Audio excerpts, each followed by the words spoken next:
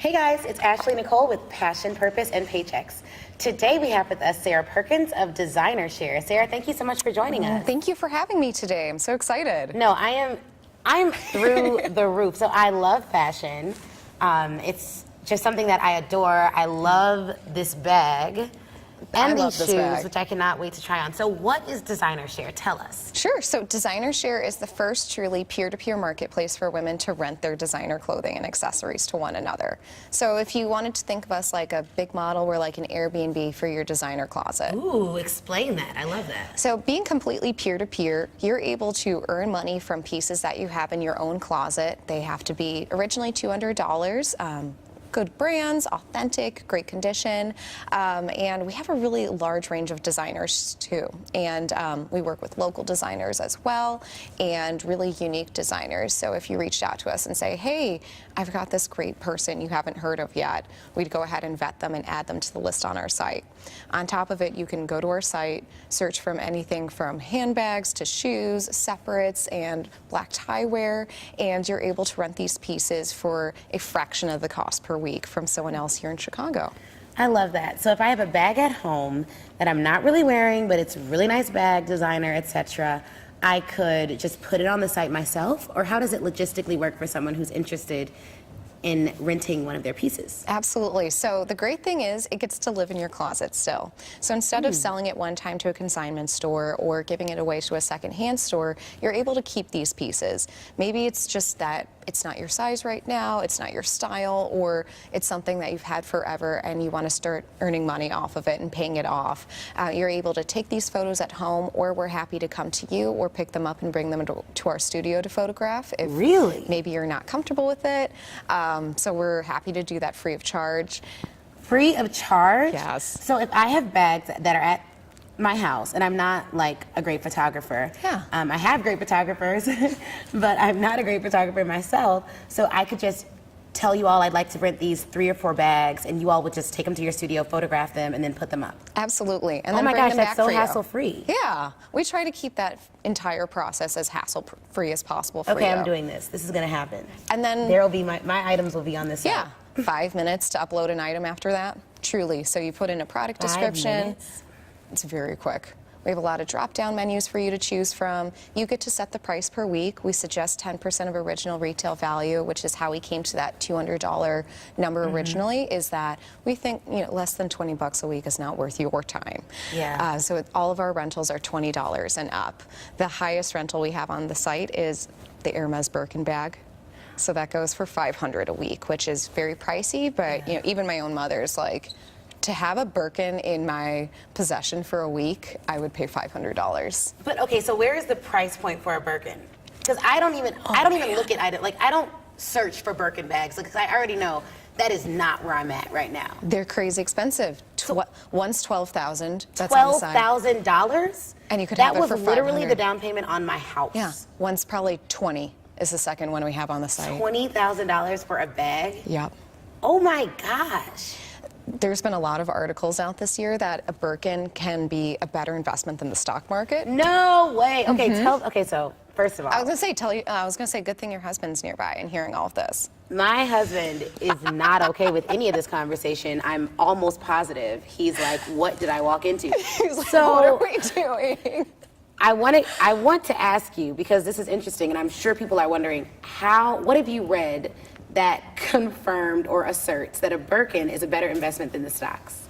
I think the fact that its value goes up each year. So because you can resell it. You can resell it. Just even holding on to these pieces. I've met women who either own consignment stores or are lucky enough to have a Birkin themselves, and they've come across some of them that are made from really exquisite materials like crocodile leather, or they're just a certain style that's not sold here in the U.S. And they've walked into the Chicago store and been told that's not a real Birkin, and then they've taken it to Paris and been confirmed this is a very rare Birkin, and they've put it in safe deposit boxes. So some of these things, one just sold for $300,000 on auction, I think.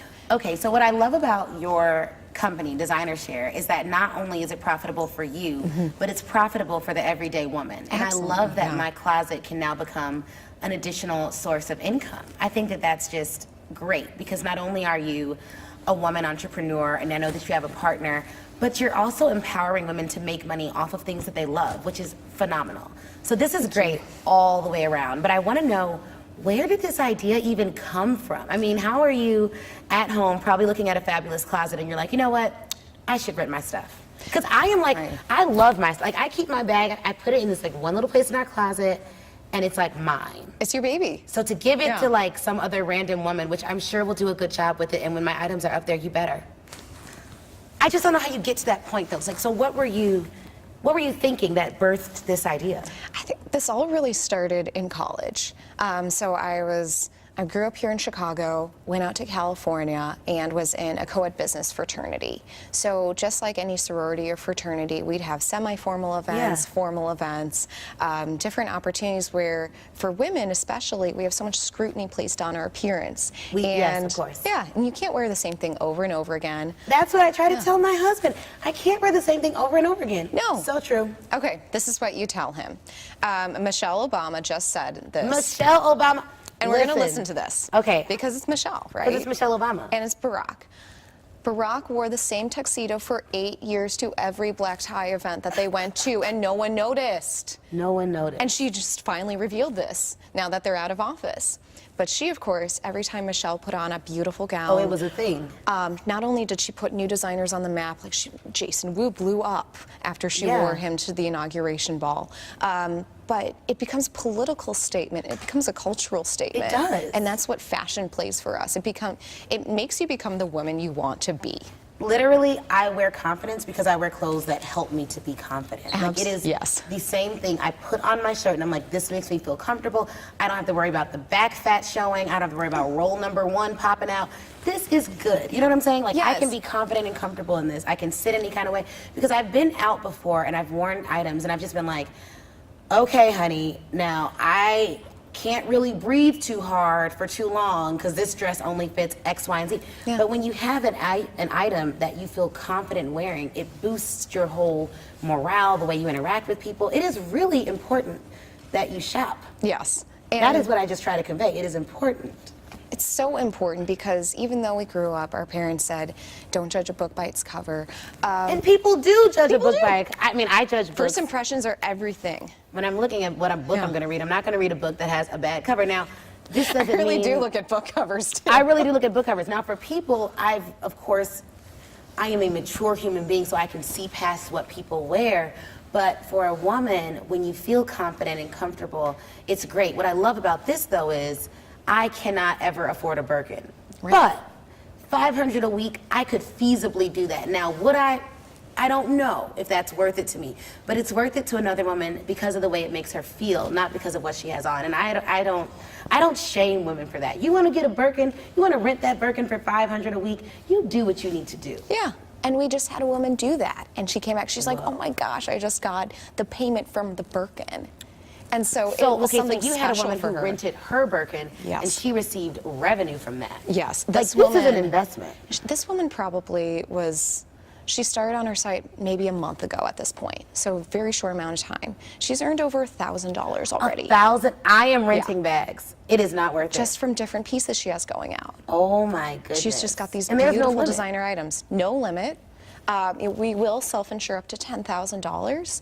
That's the other thing. So I was worried about that because, you know, you spend all this money on your bags because you love them, you like them, and you rent them out. What if something happens? But you all have insurance for that. We do. So when my co-founder Bill and I were putting together this business. And Bill's business, a lawyer, right? Yes, he is. Great. And he's just finishing up his executive MBA program at Chicago Booth. So we're a really great balance for each other. We've been family friends for a very long time, and that's how we got together on the idea. Is something, you know, I was experiencing doing for free with my girlfriends in college all the time. So you were already sharing items and you were like, this should be a profitable endeavor. It was something I just wasn't monetizing. It was a bonding process that women do naturally. We do. That now we can open up our closets to all these new friends, is how we thought of it. And any woman can do this. It doesn't matter, because everyone can fit a bag. I love that saying, and I always say that because it doesn't matter. When you go into Macy's, you have to see if they have your size, but a bag can fit any woman. A bag can fit any woman. This bag could fit any woman. Earrings, we just got Chanel earrings on the site, so we'll include little alcohol wipes for you to make sure everything's clean. This is great. Hermes scarves, just really beautiful pieces. And again, these aren't just black tie wear that you'd think of our biggest competitor for.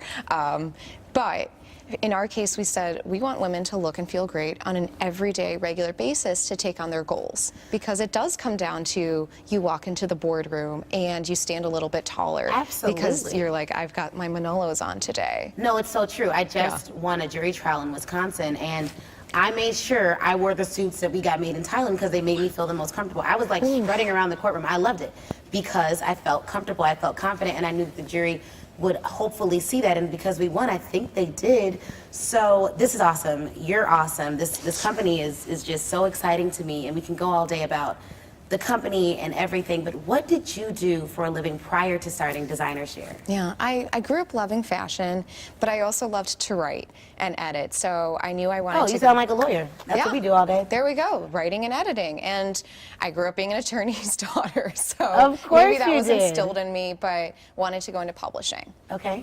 Always loved reading too, so I ended up saying I'd love to work for one of those glamorous magazines that gives women advice and all of that confidence. And did you do that? And luckily I got there. I didn't start there. I went to school for marketing and an English minor because I thought no one would hire an English major. So I thought it would be great to have a business background, right. Just for anything I was going into. And then was out in California, didn't find the dream job in print out there, so I came back to Chicago. My first job was as an editorial assistant at a roofing magazine. And where did you end up? So when did you get to the glamour magazine world? So that was probably within a year of that. Really just, it was a tiger stripes kind of job. You have to start somewhere, and told myself, okay, if I really want that great job that in the subject matter I want, I have to go back to school. So I went and got my master's at DePaul, and that's when I got to start interning and writing for Modern Luxury. Ooh. So all CS Magazine, NS yes. Magazine. Oh, CS Magazine is fabulous. So fabulous. And they have great event listings, as I recall. Yes. Galas and things that you just should go to. Yes. I really like that magazine. So that is really the epitome of when I think of high-end luxury magazines. That is there. So what made you leave? So right after that, right when I graduated grad school, I became the associate editor for a city guide called Where. And so it's in cities around the world. I still got to write about shopping and fashion and new restaurants and bars here in Chicago. And it was a monthly. And a few months after I started working there is when Bill and I started conceptualizing DesignerShare. So that was in fall of 2015, so we just celebrated our 2-year birthday of, congratulations. Thank you, of becoming incorporated. And it was a secret for a long time.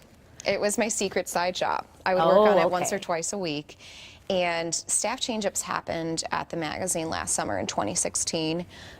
Came to a fork in the road where they offered me a promotion to become editor. The editor of a magazine, that is a huge role. Thank you. And it was a dream, you know, because no one wants to leave that position. I was like, if I get that by 30, I'll be really like... And was this by 30? This was by 26. So you were obviously extremely accomplished in that role as well. Thanks. And I said, no, I'm going to leave and go work on my company. And what did they say? They were shocked. Jaws dropped, I'm sure. They didn't know, you know, only a few people on my team knew about it, and this new man that they had brought in as a publisher just was in shock, of course, and I said, well, it wasn't a conflict of interest. It wasn't journalism. So I didn't feel the need to really talk about it, but it was just the right time all around. I was going there every day. Oh, of course, they didn't even know. They're like, how are you doing? They're like, well, how did that happen? How? And I was like, you know, it's just the right time to work on it full time and really see what we could do with it. How can we build this website? How can we launch this? And you should. I mean, you should. Of course, this show is all about following your passion, finding your purpose, and getting paid while doing it, and you've been able to do that. Yep. But I you can't wait also for the did paid it- part. That'll be nice. Oh my gosh, I know there's always a process. There's always a process, and there's some give and take, but there's no doubt that when you're doing what you're purposed to do in this world, the money will come. Like, I am a firm believer in that. But you noted that you have a co-founder. How did you decide to have a co-founder? Because conceptually, it was your idea. What made you decide to bring in a co-founder? I would say it's truly both of our ideas. Oh, it's both of your Yes. ideas. Okay, so he great. came to me and said, I want to do something in the sharing economy. Really? There's a gap Okay. with clothing I'm seeing. And I said, oh my gosh, women will love this. And you I had was already doing thought this. about this in college, and so it was literally a marriage of two ideas. Absolutely. Okay, wonderful. It is, and a business partnership is almost like a marriage in some sense. Oh, of course, Yeah. because it's pretty much permanent unless you dissolve the company. We're legally bound to each You are other. legally bound. 50-50. I mean, there has Yeah. to be some amount of, I won't say, I hate the word fear, but I know that fear exists. Yes. It's something that we have to act in spite of, but it exists. What made you comfortable selecting or binding yourself to Bill as your co-founder? I think it's this absolute level of trust that we've built being family friends for so long. And the fact that my father, who's like, between him and my mom, you know, I look up to them more than anyone. If they were able to be partners at a law firm for about 20 years together, Oh. I could trust this guy. Oh, you're preaching to the choir. Yeah, that's they've been intense. through everything together. They dealt with some rough stuff. Of course. And had to take that other leap to leave the firm they were at the longest to go to a new one together. So they made that choice. Which is tough because Yeah. I mean, the firm that I'm at now, I look at that firm as kind of where in 10 years when I'm a lawyer and when I'm a more senior lawyer, I will imagine this firm as the firm where I grew up Yes. as a lawyer. And you look at people there as your family because you work so hard with these individuals and you trust them. So that's a great point. I mean, you can't be a partner in a firm without really being a partner in life. Yeah. And knowing so much about each other and just having that sense of comfort in a sense. Sometimes I'm just like, oh great, you know more about my family than I do. Oh, Like, of course. I'll hear things, he'll be like, oh, so your mom called today. No, of course. I mean, Yeah. that is, and that's par for the course because you're really working a lot at these firms. But it's great because you're working typically, if you choose your firm right, you're working with really good people. Yeah. So I want to get back to your company, DesignerShare. How did you finance the company? Tell me about your experience with Crunchbase. Crunchbase has been great. So And what is originally- Crunchbase? So Crunchbase is a database that allows companies and investors to be listed on there, and it's a database. So essentially, we started off bootstrapping this company. We were incredibly lucky. Using your own money. Yes, we are incredibly lucky to be able to do that, to build the product ourselves. And that's something that I think investors have admired because they don't want to build your product for you. Of course. They want to come in and improve it and bring your sales to a point where they can see that return quickly and at high rates. So Crunchbase is great because we're in the middle of our angel round. We've been Okay. able to raise a third out of $350,000, and we'd love to close it soon, probably in this first quarter of 2018 at the absolute latest. And it's been a journey. I thought I started in the summer, and some people told me you could raise that in 3 hours. Others said it will take Well, you. were those people going to give you the money in 3 hours? I was hoping, yeah. And I love when others people said, say things like "Yeah, that. Oh, that's not a lot of money. easy." I'm like, okay, well, are you going to hand it over? I just don't understand. Right. It's almost easier to raise a larger amount of money because there's less risk involved. So people say, talk to me in your next round. Talk to me when you're 6 months further from at this point. Because of the risk for investors. Yeah. So this is something that we're going to start doing passion talks. And I'd love for you to talk about angel investors and raising money there because it's really a larger conversation that I think people will be interested in hearing live. So look out for the passion talks this year coming soon. You are in your first year of business, and you said you just celebrated. How long have you all been in existence? at Only this point? 3 quarters. 3 quarters or so. Okay. Yeah. So almost a year at this point. How has the first year gone? What has been your biggest challenge? I would say just getting it off the ground, really getting brand awareness out there. So we were able to build a little bit of inventory right for launch date so that we wouldn't be completely empty on the site when you came to it on day one. Right. Since then, we've been able to work with different women here in Chicago and list their closets on our site and really get brand awareness out there with a lot of digital marketing, in-person events, and we've had some really great press too to help push the word out. Okay, that's wonderful. Yeah. And so do you have a publicist? I do, yes. Okay. She's currently remote, but she is moving to Chicago soon. Really? Yes. Okay, because that's something that we're looking for is a good publicist. So we'll talk okay. about that.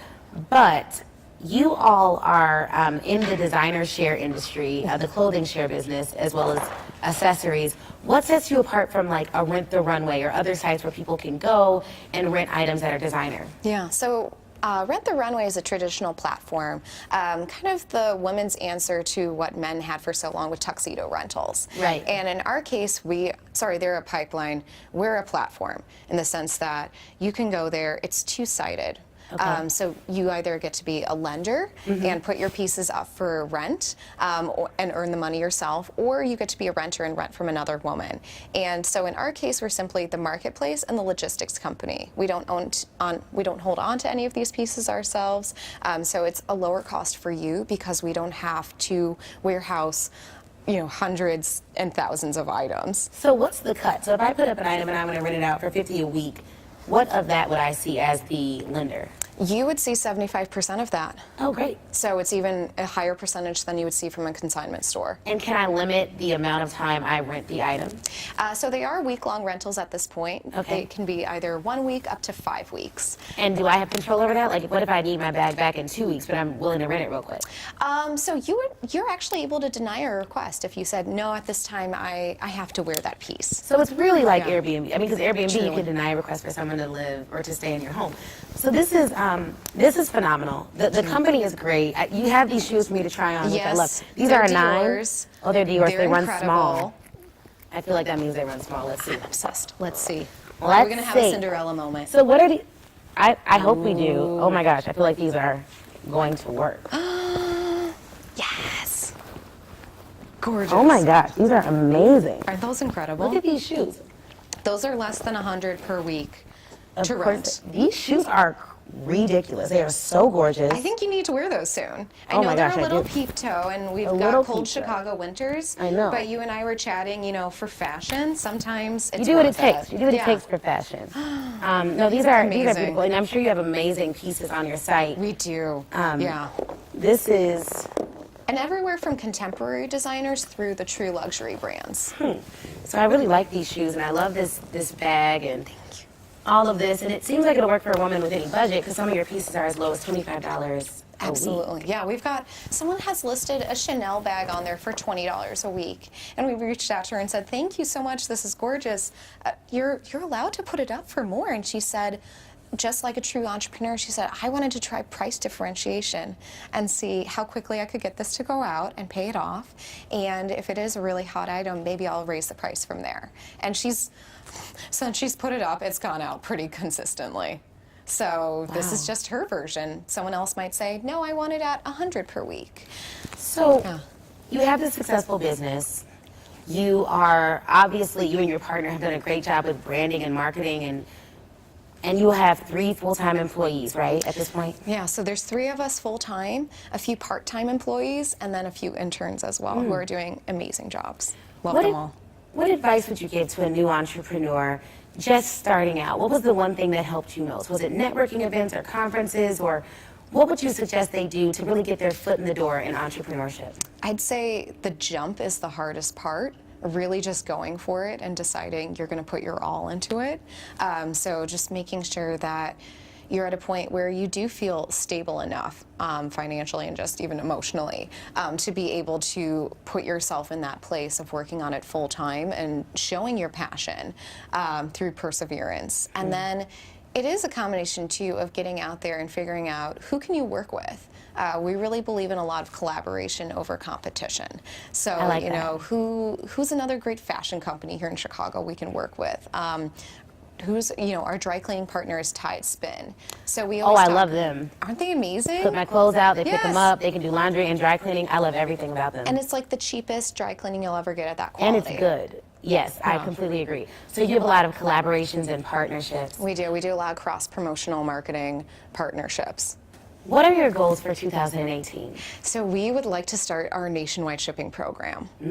So not opening up the closets yet of other cities around the country, but maybe by the end of 2018 we'll be able to do that. But at least opening up the Chicago closets so that women who are not here within our 35-mile radius are able to rent from us. So someone from California or Memphis or even a more rural area like Danville, Illinois could be able to have access to these really great pieces at a low cost. Oh, well, this is amazing. So for everyone watching who's not in Chicago, which is actually quite a few of you, you may have access to DesignerShare by the end of this year. And that is all due to yourself and your founder, Bill. And we'd love to maybe talk to Bill in the future, but this was a great conversation. Thank you so much for joining us. Thank you for having me. I really appreciate it, of course. And how can we stay in touch with DesignerShare and learn more about the brand? Give us your social media handles. So our website is DesignerShare.com. We are on Facebook. Our Instagram handle is @DesignerShare, and our Twitter handle is @DesignerShare_. We are working on trying to get @DesignerShare.